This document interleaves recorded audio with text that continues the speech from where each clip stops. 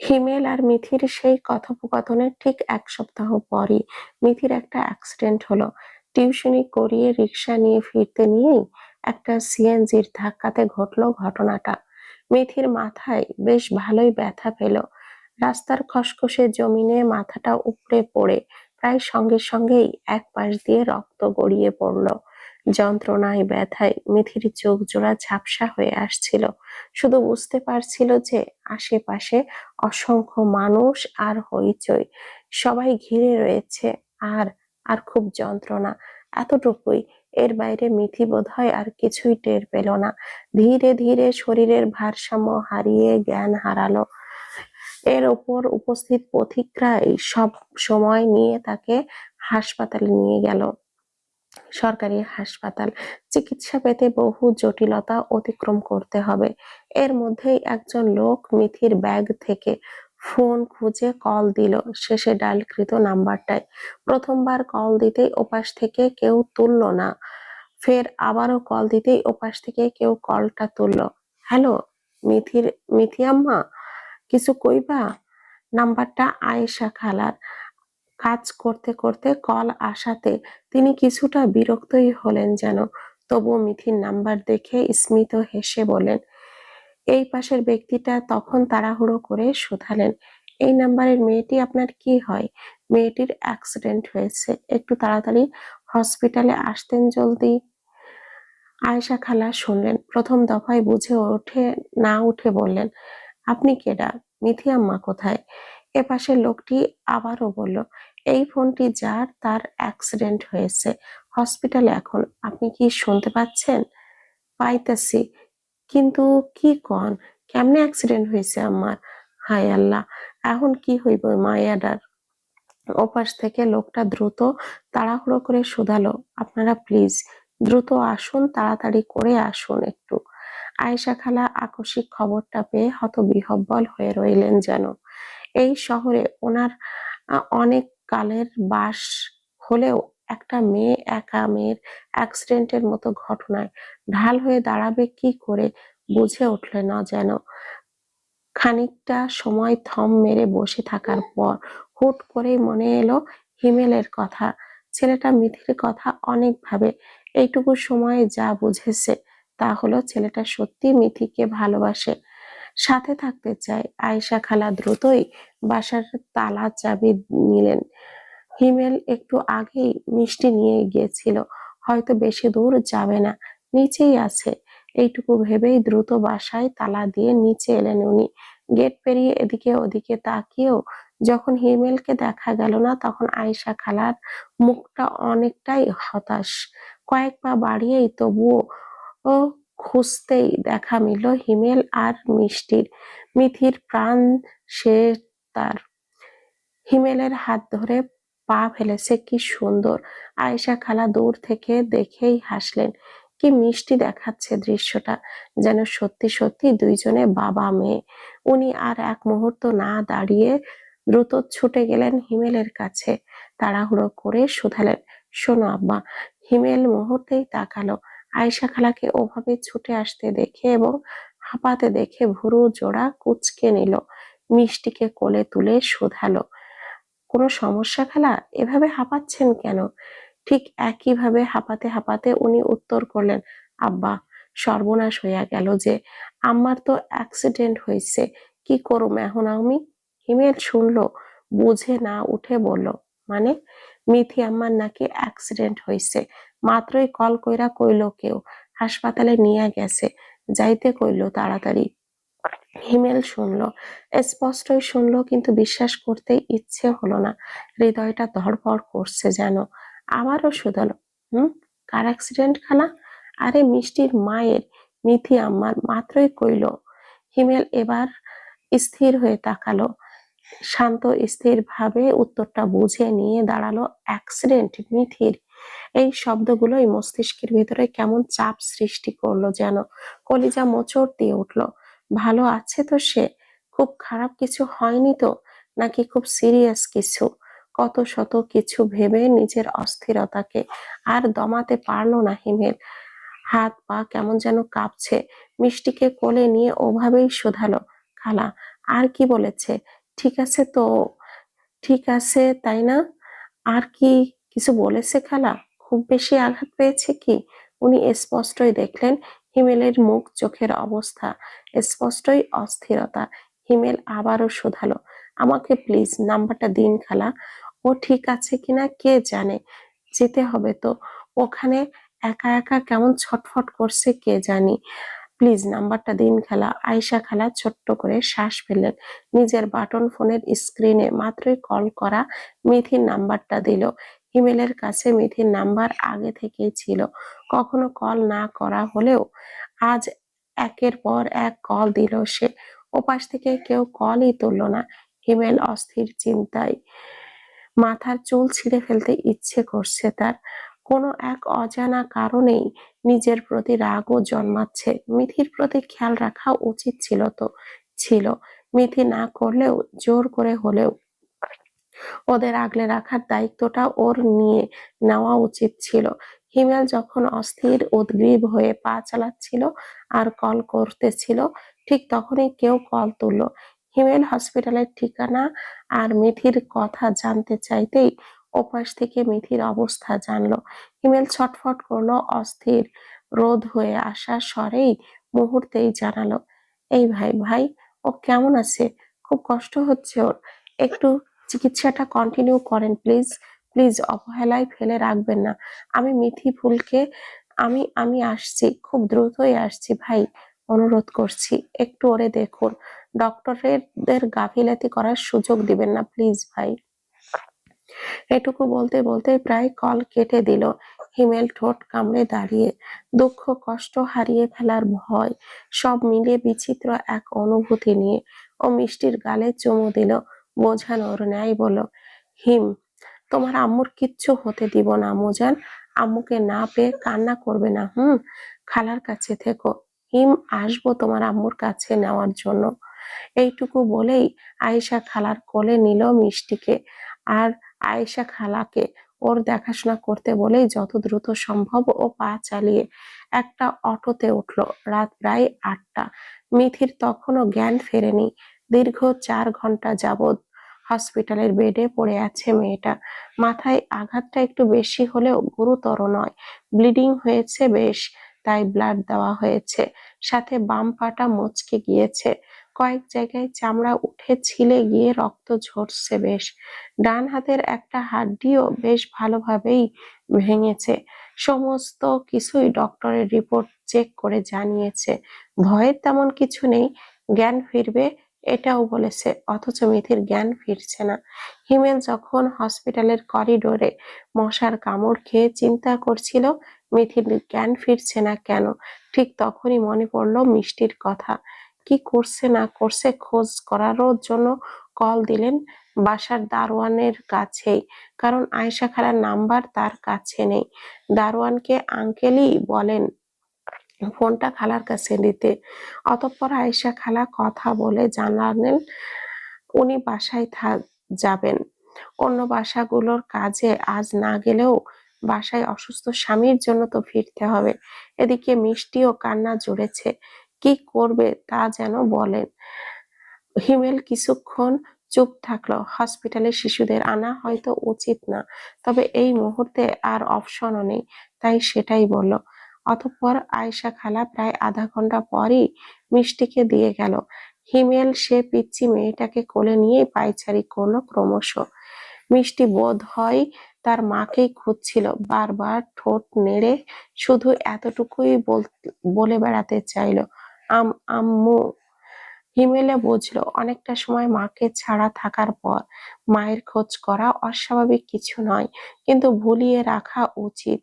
হিমেল পায়চারি করে হাঁটিয়ে এদিক সেদিক থেকে সেই চেষ্টাই করলো। অতঃপর একটা সময় পর একটা নার্স এসে বলে গেলেন, আপনার পেশেন্টের জ্ঞান ফিরেছে।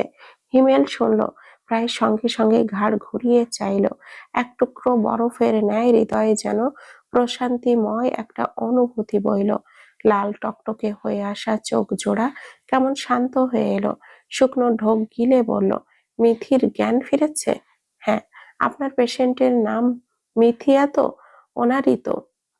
হিমেল মুহূর্তেই প্রশ্ন করলো, দেখা করা যাবে? যাবে। হিমেল প্রায় সঙ্গে সঙ্গে পা বাড়ালো। একটা স্যাঁতসেঁতে বেডে মিথিকে ফ্যালফ্যাল চোখে তাকিয়ে থাকতে দেখে হিমেল ছোট্ট করে শ্বাস ফেলল। হিমেলের যেন কান্না আসে মুহূর্তেই। যদি গম্ভীর মুখও না হতো, হসপিটালে এত মানুষ না থাকতো, তাহলে হয়তো হিমেল সত্যি চিন্তায় অস্থির হয়ে কেঁদে ফেলতো। হিমেল নীরব দৃষ্টিতেই চেয়ে পা বাড়ায়। মিথি যেন কিছু খুঁজছে আশেপাশে তাকিয়ে। হয়তো ভাবছে ওর জন্য কেউ আসবে না, কেউই না, কেউ তো নেই ওর। ঠিক তখনই চোখে পড়লো কারোর কোলে থাকা তার প্রাণটাকে। তাকে দেখেই হাত ঝাপটে আধো আধো স্বরে বলছে, আহাম্মু। মিথির চোখ টলমল করছে যেন। সারা শরীরময় ব্যথা যন্ত্রণা হলেও ঠোঁটে হাসি ফুটলো ওর।